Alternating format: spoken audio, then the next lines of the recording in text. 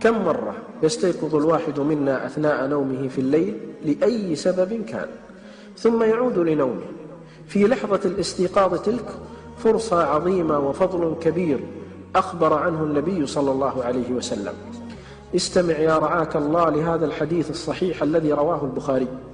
يقول الحبيب صلى الله عليه وسلم: من تعار من الليل، أي من استيقظ، فقال: لا إله إلا الله وحده لا شريك له، له الملك وله الحمد وهو على كل شيء قدير، سبحان الله والحمد لله ولا إله إلا الله والله أكبر ولا حول ولا قوة إلا بالله.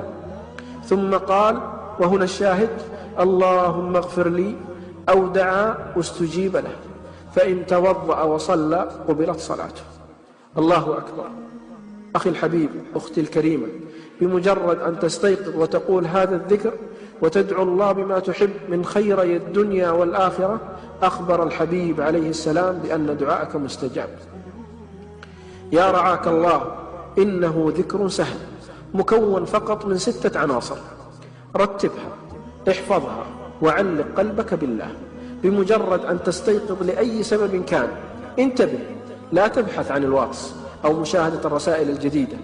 اجعل أول ما يأتي في قلبك وعقلك ولسانك ذكر الله. هذا الذكر وهذا الفضل لا يحتاج إلى وضوء ولا إلى أن تقوم من فراشك.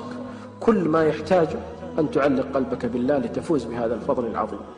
اللهم يا رب علق قلوبنا بك ووفقنا لهذا الذكر.